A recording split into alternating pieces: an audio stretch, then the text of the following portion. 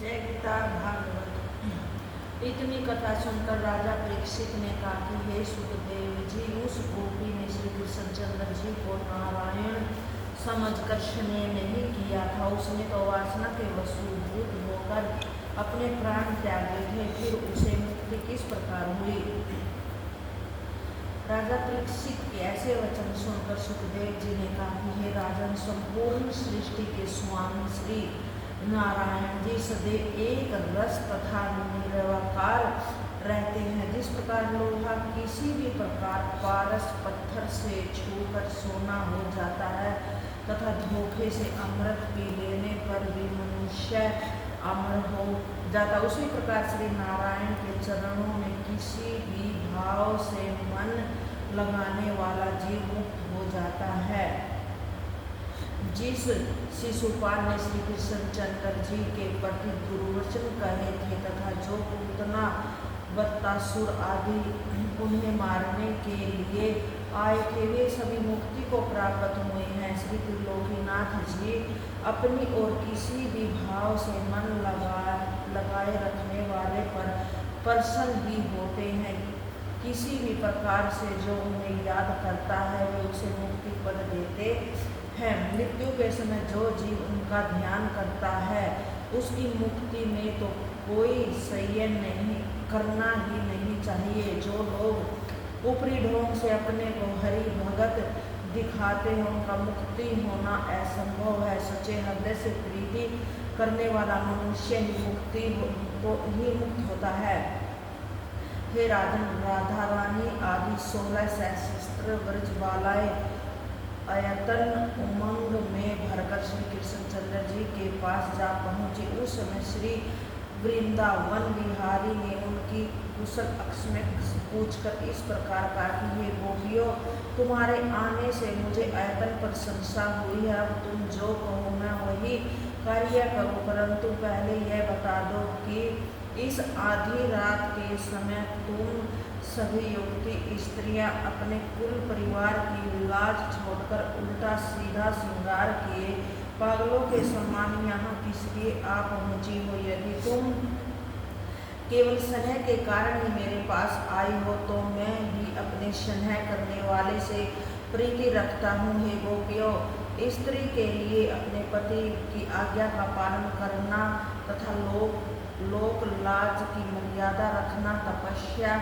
करने के समान कहा गया है। वेद शास्त्रों में लिखा है कि अपना पति अंधा, कोढ़ी, कुरूप, रोगी कैसा ही क्यों न हो, उसे ईश्वर के समान समझकर सेवा करनी चाहिए। जो स्त्रियां ऐसा करती है वे संसार से इच्छित आनंद उठाकर अंत में मुक्ति पद प्राप्त करती है। उन्हीं को कुलवंती तथा पतिव्रता कहा जाता है। जो स्त्री अपने पति की निंदा करती है तथा उसे दुर्वचन कहकर पर पुरुष से प्रीति करती है, उनकी लोक निंदा तो होती ही है, साथ ही मृत्यु के उपरांत उसे नरक की घोर यातनाएं सहनी पड़ती हैं। तुम्हारी भक्ति तथा प्रेम को देखकर मुझे तो प्रशंसा सहनी पड़ी। भक्ति तथा प्रेम को देखकर मुझे तो प्रशंसा थी, वह तुम्हारे यहाँ आने पर नहीं रही, क्योंकि तुम्हारे इस प्रकार चले आने से सभी ब्रजवासी मेरी तथा तुम्हारी निंदा करेंगे। अब तुम चांदनी रात्रि तथा यमुना तट की शोभा को देख चुकी हो, सो अपने अपने घर जाकर प्रेम पूर्वक अपने पति की सेवा करो, इसे से तुम्हारा सुख प्राप्त होगा। हे परीक्षित, इस ज्ञान उपदेश को सुनकर सभी गोपियाँ ठंडी सांसें लेकर अपने पांव के नख से पृथ्वी को खुदरने लगी तथा ज्यों की त्यों चित्रवत खड़ी रह गई। कुछ देर पूर्व तक उनके मुख पर जो प्रशंसा विद्यमान थी उसका कहीं चिन्ह भी नहीं रहा।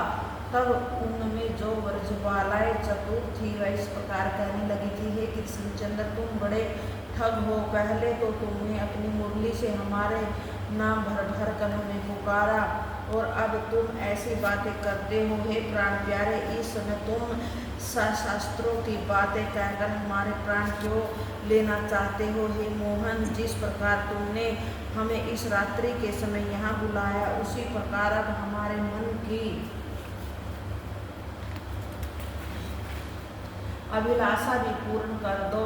हम वेद शास्त्र की मर्यादा तथा कुल परिवार की लज्जा को तुम्हारे चरणों में समर्पित कर चुकी हैं। तुम ब्रह्मा प्रभु हो, तुम्हारे चरणों का ध्यान ऋषि मुनि तथा देवता करते हैं। हम ऐसा धर्म नहीं सीखना चाहते जो तुम्हें छोड़कर संसारिक मोह माया में लिपटाए।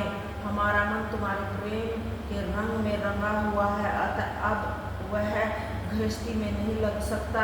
आपके चरणों को त्याग कर लौट जाना हमें स्वीकार नहीं है। हे प्रभु, हम तो मन वचन तथा कर्म से आपके ही अपना पति समझती हैं। आपकी मंद मधुर मुस्कान ने हमारे हृदय को मोहित कर लिया है। हे स्वामी, जिस प्राणी को आपके चरणों में प्रेम होता है उसे लोक लाज कुल की कोई चिंता नहीं होती है। हे प्रभु, अब शरणागत की लाज तुम्हारे हाथ है।